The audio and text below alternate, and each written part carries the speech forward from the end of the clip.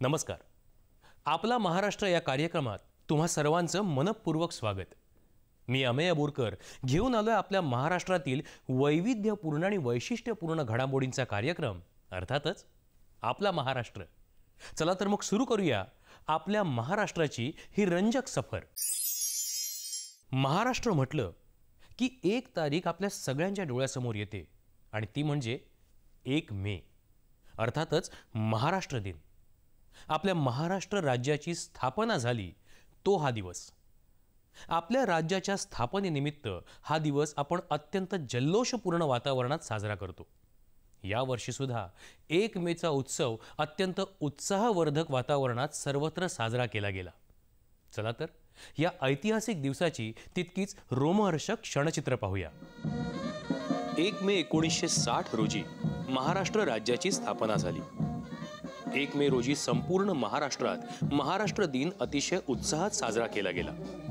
राज्यात विविध ठिकाणी सांस्कृतिक कार्यक्रमांचं आयोजन करण्यात आलं होतं.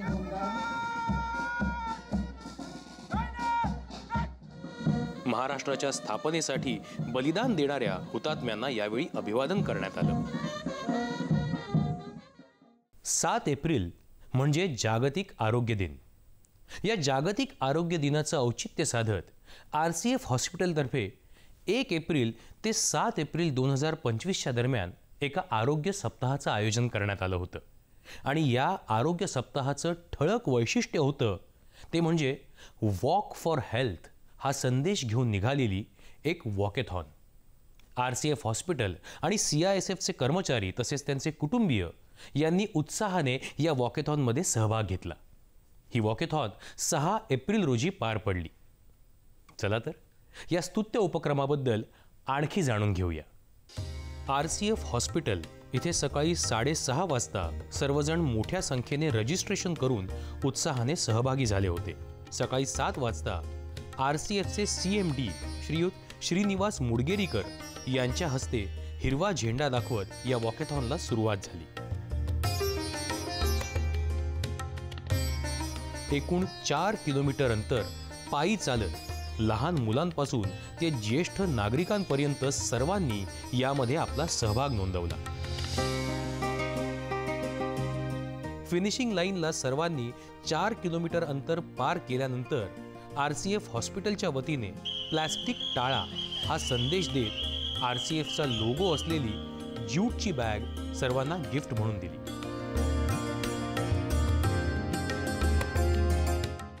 नाटक देखो पीछे वाले आगे आओ. यावेळी RCF हॉस्पिटलच्या वैद्यकीय कर्मचाऱ्यांनी आपल्या शारीरिक आणि मानसिक आरोग्य या विषयावर भाष्य करणारं एक उत्कृष्ट असं पथनाट्य सादर केलं. आंटी, चुटकी की तबीयत ठीक नहीं है. क्या हो गया चुटकी?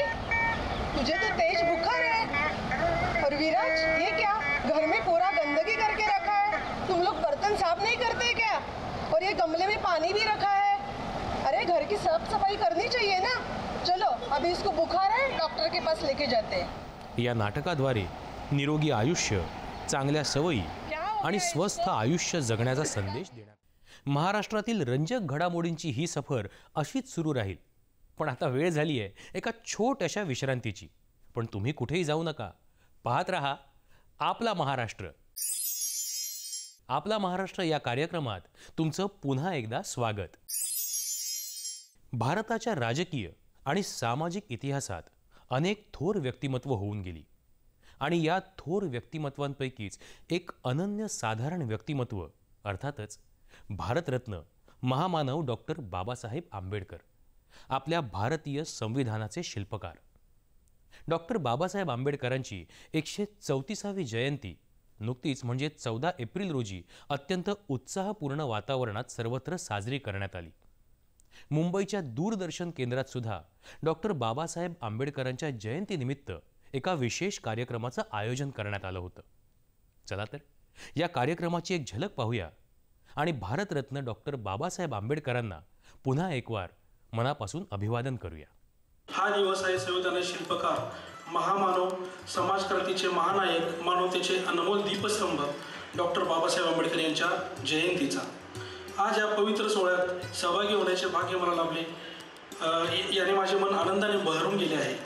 या कार्यक्रमाच्या मुख्य स्थानी सुप्रसिद्ध विचारवंत, लेखक, अभ्यासक श्री योगीराज बागुल हे होते. या कार्यक्रमाला मुंबई दूरदर्शन केंद्रातील वरिष्ठ अधिकारी आणि कर्मचारी वर्ग उपस्थित होते.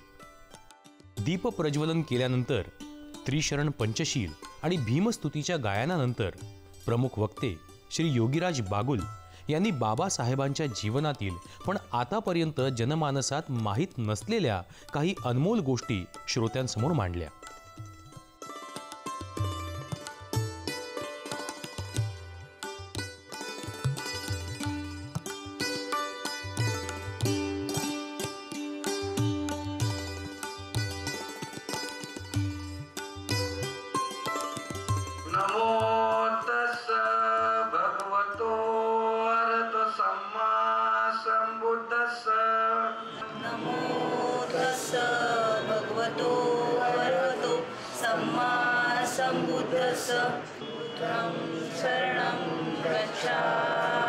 सत्यं भूतं शरणं गच्छामि.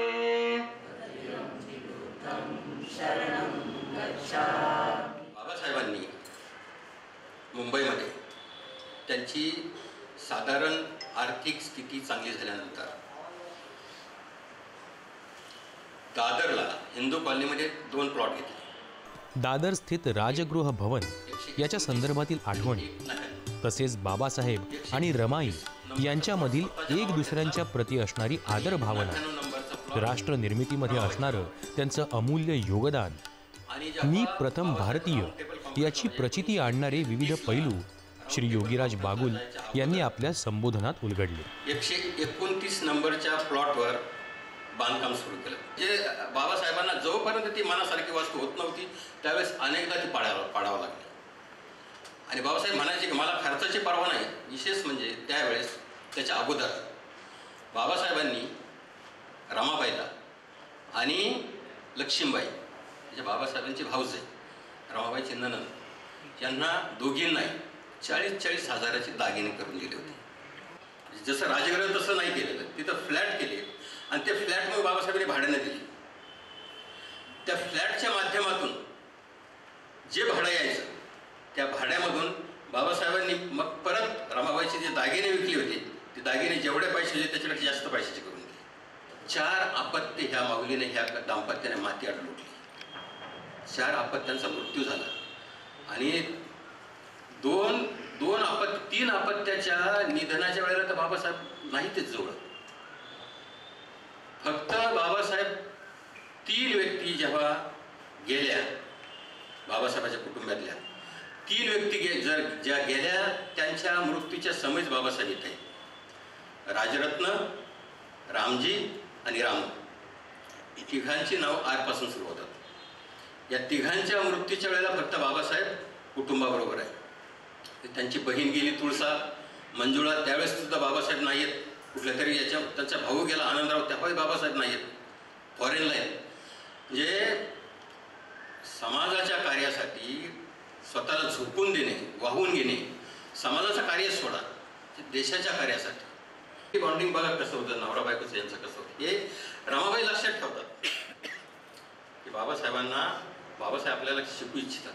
या 4 लायब्रऱ्यांचं कर्ज इतकं झालं मित्रांनो, म्हणजे आश्चर्य वाटेल. म्हणजे ही नोबडी कॅन बिलीव्ह दिस. इतकं कर्ज झालं या 4 लायब्रऱ्यांचं की 4 मीनार इमारत जी बाबासाहेबांनी रमाबाईच्या नावावर घेतली होती ती इमारत विकावा लागली. मला नाही वाटत हे जगामध्ये असं उदाहरण असेल एखादं. मित्र, मी या निमित्ताने एवढं सांगू इच्छितो की बाबासाहेबांनी या देशासाठी, या देशातील नागरिकांसाठी ज्या त्यावेळेस विचार केला होता तो खरोखर आज अंमलात येत आहे आणि त्यांच्यामुळेच आपल्या देशाला खूप आपण प्रगती व पथावर नेऊ इच्छितो. त्याच्यापैकी मी असं सांगू इच्छितो की जलनीती असेल, अर्थनीती असेल, सामाजिक पुनरुत्थानाचं काम असेल, महिलांविषयी कायदे असतील आणि जे कामगारांविषयी कायदे आहेत त्यावेळेस बाबासाहेबांनी केलेले आहेत आणि त्यांनी त्यावेळेस दूरदृष्टी ठेवली, त्यामुळेच आपल्याला आज खूप फायदा झालेला आहे असं मला वाटतं. मागासवर्गीयांसाठी खरोखर त्यांनी विषमता दूर करण्याचं जो काम केलेलं आहे त्याच्यातली मला 2 प्रकारची जी विषमता वाटते, आर्थिक विषमता आणि सामाजिक विषमता, ही सामाजिक विषमता आणि आर्थिक विषमता ह्या रिझर्वेशनमधून गेलेली आहे असं मला वाटतं. आपल्या आयुष्यातलं सगळ्यात मोठं दान कोणतं? अर्थातच रक्तदान. कारण रक्त हे कुठल्याही कारखान्यात तयार होऊ शकत नाही, ते आपल्या शरीरातच तयार होतं आणि म्हणूनच वेळोवेळी इस्पितळांना या रक्ताची आवश्यकता भासते. Aniruddha academy of disaster management आणि Dilasa medical trust and rehabilitation centre यांच्यातर्फे एका महारक्तदान शिबिराचं आयोजन करण्यात आलं होतं. या महारक्तदान शिबिरात काय काय घडलं, किती लोकांनी रक्तदानासाठी आपलं नाव नोंदवलं, याची सगळी माहिती जाणून घेऊया. Aniruddha academy of disaster management, Dilasa medical trust and rehabilitation centre आणि इतर संलग्न सहयोगी संस्थांतर्फे हे महारक्तदान शिबिर आयोजित करण्यात आलं होतं. दरवर्षी एप्रिल महिन्यात रक्तपेढींना मदत करण्याच्या हेतूने हे शिबिर आयोजित केलं जातं. यावर्षी 13 एप्रिलला इंडियन एज्युकेशन सोसायटीच्या न्यू इंग्लिश स्कूल, सरकारी वसाहत खेरवाडी, वांद्रे इथे या रक्तदान शिबिराचं आयोजन करण्यात आलं होतं. त्याला रक्तदात्यांचा पुन्हा एकदा अभूतपूर्व प्रतिसाद मिळाला. यावर्षी मुंबईतील 30हून अधिक रक्तपेढ्या या शिबिरात सहभागी झाल्या होत्या.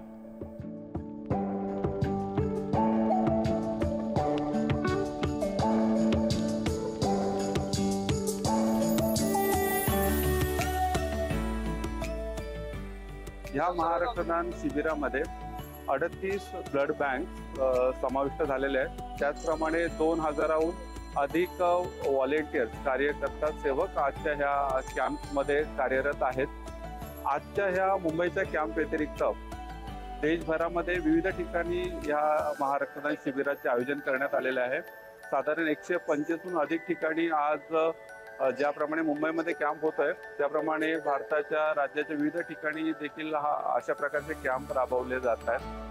या महारक्तदान शिबिरात 14,974 युनिट्स इतकं रक्त संकलन झालं. याच्यामध्ये जवळजवळ 7 ते 8 हजार युनिट्स ब्लड हे एका दिवसामध्ये कलेक्ट केलं जातं. मुंबईतच नव्हे तर गेल्या कित्येक वर्षापासून 20 वर्षापासून हे blood donation camp Aniruddha academy of disaster management तर्फे आयोजित केले जात आहे. यामध्ये मुंबईत आयोजित करण्यात आलेल्या शिबिरात 7,275 रक्तपिशव्यांचं संकलन झालं. या स्तुत्य आणि अभिनव उपक्रमाला मनापासून सलाम.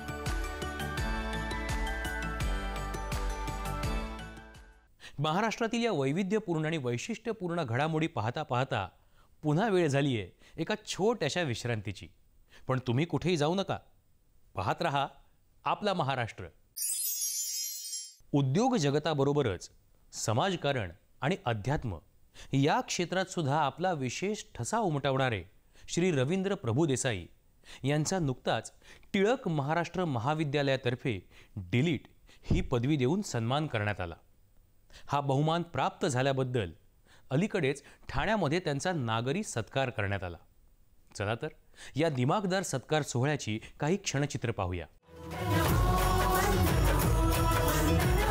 नागरी अभिवादन सत्कार समिती ठाणे यांच्यातर्फे या खास नागरी सत्कार सोहळ्याचं आयोजन करण्यात आलं होतं. आज आपण सर्वजण श्री रवींद्र प्रभुदेसाई यांचं अभिनंदन करण्यासाठी त्यांचा जो सत्कार सोहळा होतोय इथे त्यानिमित्त जमले आहोत.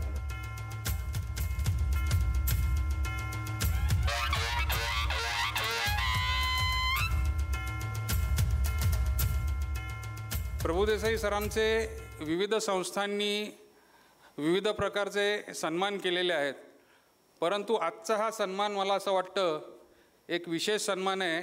मी देशाचा देश माझा मग माझ्या देशासाठी मी जे काही करतोय ते अधिकाधिक लोकांच्यापर्यंत कसं पोचवता येईल याचा विचार सातत्याने करत राहणं, अशाच रीतीने एखादा उद्योगपती, एखादा उद्योजक हा पुढे सरकत असतो. आणि मला असं वाटतं की ते कार्य प्रभुदेसाईंनी त्याचप्रमाणे केलं. या आपल्या उपलब्धीबद्दल आपलं खूप खूप अभिनंदन आणि आपल्याला हे यश असंच उत्तरोत्तर वाढत जावं. सन्मान करावा त्यांनी त्यांच्या डोक्यावरती पुणे रिपब्लिक ठेवून त्यांचा सन्मान करावा. श्रीकृष्ण चितळे सर. त्यानंतर शिंदे सरांना विनंती करतो की त्यांनी शाल घेऊन त्यांचा सन्मान करावा. अनिल काकोडकर सर यांना विनंती करतो की त्यांनी चांदीची भांडी सरांचा सन्मान करायचा आहे. डॉक्टर सुनील सर यांना सुद्धा विनंती करतो. आणि तुम्ही जेव्हा एकाग्रता, तुम्ही नामस्मरण करता, काही तुम्ही आध्यात्मिक गोष्टी करता, प्रत्येकाचं काही ध्यानाचं असेल, कोणाचं काही प्राणायाम असेल, तर ती एकाग्रता होणं आणि अनेकातून तुम्ही एकत्र येणं, निर्विचार अवस्था निर्माण झाल्यानंतर तुमचे जे काही प्रश्न आहेत त्याची उत्तरं तुम्हाला फटाफट मिळायला लागतात. तर मी हा प्रयोग केला की ध्यान केल्यानंतर बाजूला एक वही ठेवायची साधी छोटी, तर त्याच्या प्रश्नांची उत्तरं तुम्हाला मिळत जातात आणि जी काही त्या उत्तरातून तुम्ही तुमचा व्यवसाय असेल, तुमचं काही कौटुंबिक समस्या असतील त्या तुम्ही सोडवू शकता. भारतीय अन्न सुरक्षा आणि मानक प्राधिकरण अर्थातच FSSAI यांच्या वतीने मुंबईमध्ये नुकतंच एका उच्चस्तरीय परिषदेचं आयोजन करण्यात आलं होतं. या परिषदेचा उद्देश होता तो म्हणजे अन्न सुरक्षेविषयी विविध भागधारकांना एकत्र आणून त्यांच्यामध्ये चर्चा घडवून आणणं, सल्लामसलत घडवून आणणं. चला तर या परिषदेमध्ये कोणकोणत्या विषयांवर चर्चा झाली ते जाणून घेऊया.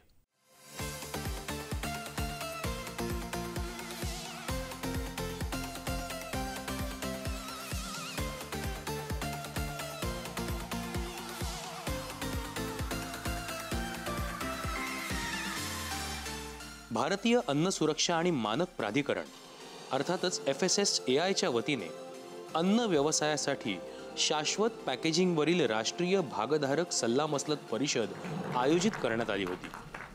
आयुष मंत्रालयाचे माननीय केंद्रीय राज्यमंत्री स्वतंत्र प्रभार आणि आरोग्य आणि कुटुंब कल्याण मंत्रालयाचे राज्यमंत्री श्री प्रतापराव गणपतराव जाधव हे या परिषदेला प्रमुख पाहुणे म्हणून उपस्थित होते. यावेळी त्यांनी आपल्या भाषणाद्वारे उपस्थितांशी संवाद साधला. आज हम यहाँ एक जरूरी बात पर चर्चा करने आए हैं. खाने की पैकेजिंग, पहले पैकेजिंग का मतलब था खाने को सुरक्षित रखना और एक जगह से दूसरी जगह ले जाना, लेकिन अब ये बात सिर्फ इतनी नहीं है. अब ये पर्यावरण, लोगों को सेहत और भविष्य से भी जुड़ी हुई है. भारत का खाद्य उद्योग बहुत तेज़ी से बढ़ रहा है. नए नए प्रोडक्ट, नई तकनीकें और नए बाजार आ रहे हैं, लेकिन हमने ये भी देखना है कि हम सबका पर्यावरण पर इसका क्या असर होने वाला है. खासकर प्लास्टिक जो पैकेजिंग में बहुत इस्तेमाल होता है, और यही प्लास्टिक अब एक बड़ी समस्या बन गया है.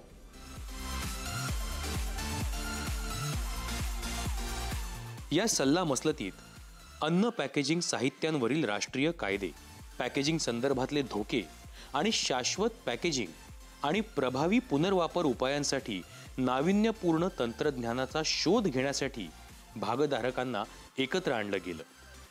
या कार्यक्रमात सरकारी मंत्रालये, संशोधन संस्था, पॅकेजिंग उत्पादक, पुनर्वापर करणारे आणि अन्न व्यवसाय ऑपरेटर यासह विविध क्षेत्रातील सहभागींसह परस्पर संवादी आणि तांत्रिक सत्रे पार पडली. चित्रमहर्षी दादासाहेब फाळके हे नाव तर आपल्या सर्वांना माहीत आहेच, आणि त्यांचा प्रसिद्ध चित्रपट अर्थातच राजा हरिश्चंद्र. या राजा हरिश्चंद्र चित्रपटाचं पहिलं प्रदर्शन कधी झालं तुम्हाला ठाऊक आहे? ती तारीख होती 21 एप्रिल 1913. या गोष्टीला आज 112 वर्ष पूर्ण होत आहेत, आणि याचंच औचित्य साधत 21 एप्रिल ते 24 एप्रिल 2025मध्ये मुंबईतल्या रवींद्र नाट्य मंदिर इथे आंतरराष्ट्रीय दर्जाच्या मराठी चित्रपटांचा एक महोत्सव आयोजित करण्यात आला होता, ज्याचं नाव आहे चित्रपताका 2025. चित्रपताका 2025 या चित्रपट महोत्सवाच्या उद्घाटन सोहळ्याची काही रंजक क्षणचित्र पाहूया.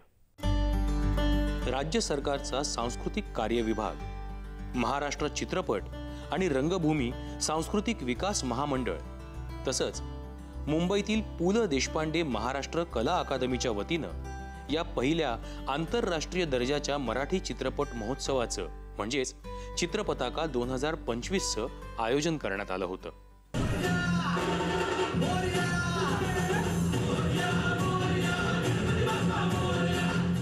श्री गणेश वंदनेनं चित्रपताका 2025 महोत्सवाच्या उद्घाटन सोहळ्याला सुरुवात झाली. या महोत्सवाचं उद्घाटन माननीय सांस्कृतिक कार्यमंत्री ॲडव्होकेट श्री आशिष शेलार आणि महाराष्ट्र भूषण पद्मश्री श्री अशोक सराफ यांच्या शुभ हस्ते दीपप्रज्वलनाने करण्यात आलं. या चित्रपताका 2025 चित्रपट महोत्सवाचे संचालक ज्येष्ठ लेखक दिग्दर्शक श्री पुरुषोत्तम बेर्डे यांनी या महोत्सवाच्या संकल्पनेविषयी मनोगत व्यक्त केलं. खरखर आश्चर्याचा धक्काच बसला की असे चित्रपट आज मराठीमध्ये निर्माण होत आहेत आणि आपली ट्रेन चुकल्यासारखं आपल्याला वाटलं की हे आपण रसिकांच्या वतीने मी बोलतोय की हे एवढ्या मोठ्या प्रमाणात केलेले चित्रपट पाहिले गेले नाही आहेत. त्यातून हा कुठेतरी विचार सुचला आणि मी इथल्या उपस्थित असलेल्या सर्व शासकीय अधिकाऱ्यांशी आम्ही आमच्या अनुदान समितीने मनोगत व्यक्त केलं आणि त्या छोट्याशा विचाराचा आज एवढा मोठा भव्य सोहळा उद्घाटनाचा होतोय, ही देखील आमची आनंदाची बाब आहे. महाराष्ट्र चित्रपट रंगभूमी आणि सांस्कृतिक विकास महामंडळाच्या व्यवस्थापकीय संचालक श्रीमती स्वाती म्हसे पाटील यांनी सुद्धा आपलं मनोगत व्यक्त केलं. चित्रनगरीची घोडदौड आता 50व्या वर्षाकडे सुरू होत आहे आणि 2027 मध्ये चित्रनगरीला 50 वर्ष पूर्ण होत आहे आणि अशा 50 वर्षाकडे वाटचाल करताना असा महोत्सव, असा उपक्रम होणं हा पण एक सुवर्णयोगच आहे. मुख्यमंत्र्यांचे अपर मुख्य सचिव सांस्कृतिक कार्य विभाग श्री विकास खारगे आणि महाराष्ट्र भूषण पद्मश्री श्री अशोक सराफ यांनी उपस्थितांशी संवाद साधला. मराठी महाराष्ट्र आहे, मराठी भाषेचा महाराष्ट्र आहे आणि काय योगायोग आहे पहा. काही महिन्यापूर्वीच मराठी भाषेला अभिजात भाषेचा दर्जा मिळालेला आहे. म्हणजे जी आपली 2000 वर्षाहून अधिक अशी प्राचीन असणारी मराठी भाषा, या मराठी भाषेला टिकवण्याचं, जिवंत ठेवण्याचं, वाढवण्याचं काम अनेक माध्यमांनी केलं आहे, अनेक व्यक्तींनी, संस्थांनी केलं आहे. आणि मी असं मानतो की मराठी चित्रपट हा असा प्रभावी माध्यम आहे की यानं मराठी भाषा, मराठी संस्कृती टिकवण्याचं देखील काम केलेलं आहे. माझा जन्म महाराष्ट्रात झाला.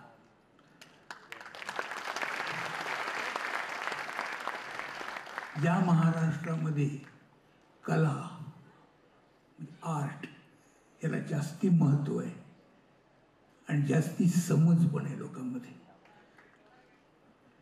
किंबहुना माझी या एकंदर प्रकारामध्ये, या कलेमध्ये माझी एकंदर जी ओढ आहे आणि मी जे सतत तोच विचार करून मी सतत पुढे काम करत राहिलो, कुठल्याही गोष्टाची पर्वा न करता, त्याचं हे प्रतीक आहे, त्याचं हे मला मिळालेलं फळ आहे असं मला वाटतं.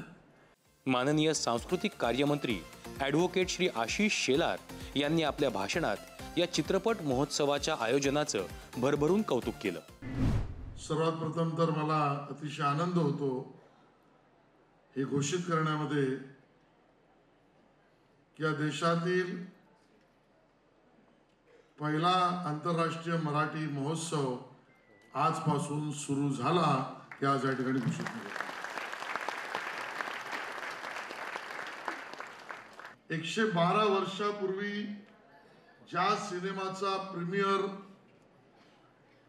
ऑलिम्पिया थिएटर गिरगाव येथे झाला आणि ज्यांनी दृकश्राव्य एका अर्थाने पूर्ण देशाला आणि जगाला दाखवलं की सिनेमा हा असा बनवतात, त्या आपल्या एका मराठी माणसाचा कलाकृतीच्या प्रीमियरचा आजचा हा दिवस आहे. आणि म्हणून हा नोंद करण्यासारखा आहे. कान फिल्म फेस्टिवल कुठल्या महिन्यात होणार तो ठरलेला आहे. तसा यापुढे मसीह पाटील मॅडम 21 एप्रिल दादासाहेब फाळके यांच्या स्मृतीला अभिवादन करून मराठी चित्रपट महोत्सव आंतरराष्ट्रीय दर्जाचा याच काळात सुरू होईल हे आपण जाणवणार. यानंतर चित्रपताका 2025 महोत्सवाच्या शीर्षक गीताचं लोकार्पण करण्यात आलं. या सोहळ्याला ज्येष्ठ निर्माते श्री किरण शांताराम, ज्येष्ठ दिग्दर्शक श्री जब्बार पटेल आणि मराठी चित्रपट सृष्टीतील अनेक दिग्गज कलाकार आणि चित्रपटांवर विलक्षण प्रेम करणारे रसिक प्रेक्षक आवर्जून उपस्थित होते.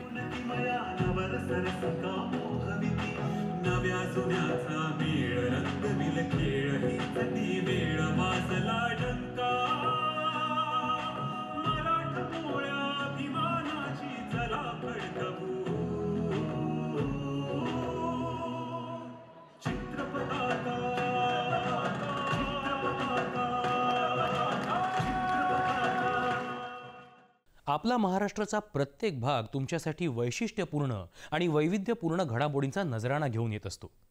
हा प्रत्येक भाग पाहताना आपल्याला निश्चितच आनंद मिळतो याची मला खात्री आहे. हा आनंद तुम्हाला पुन्हा अनुभवायला मिळणार आहे, पण आपला महाराष्ट्राच्या पुढच्या भागात. आपला महाराष्ट्र या कार्यक्रमाबद्दल तुम्ही दिलेल्या ईमेल ID वर संपर्क करू शकता. आता मात्र या भागाची इथेच सांगता करण्याची मला अनुमती द्या. धन्यवाद.